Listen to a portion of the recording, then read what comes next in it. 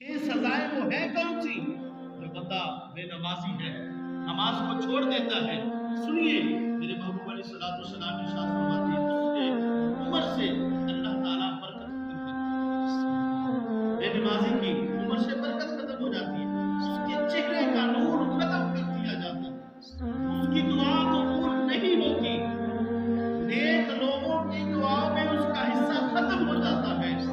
جیسا کہ قبلہ بابا جی دعا کرتے ہیں کہ یا اللہ ہمارے اس گاؤں پر کرم فرما، ہمارے سارے گاؤں والوں کی خیر فرما، حضور کی تمام امت کی خیر فرما، دعا کرتے ہیں. لیکن جو بندہ بے نمازی ہے ان کی دعا تو انشاءاللہ قبول ہوگی ہوگی، جو بے نمازی ہے نا اس کا حصہ، اس دعا کا حصہ اس کو نہیں ملے گا. نیک لوگوں کی دعاؤں سے بے نمازی کا حصہ نکال دیا جائے گا، بے نمازی کو اس کا حصہ نہیں ملے گا، اس کے اعمال قبول نہیں ہوں گے، اس کی اپنی دعا قبول نہیں ہوگی. یہ 6 ایسی سزائیں ہیں جو اس کو دنیا میں دی جائیں گی، اور 3 سزائیں مرتے وقت کیا ہیں؟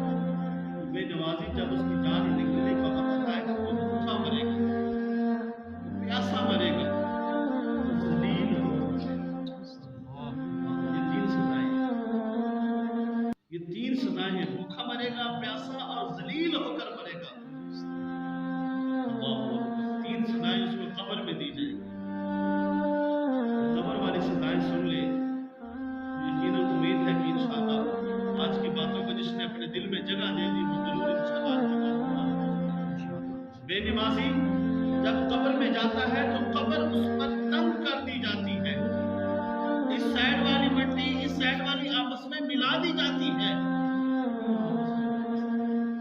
ٹوٹ ٹوٹ کر. ایک سزا. دوسری سزا یہ ہے کہ اس کی قبر میں آگ بھر دی جاتی ہے، آگ بھر دی جاتی ہے، انہی آگ کے انداروں پر الٹ پلٹ ہوتا رہتا ہے، کبھی یہاں کبھی وہاں. یہ دنیا کی سزا نہیں.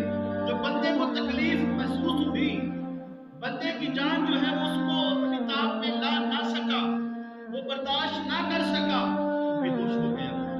زیادہ تکلیف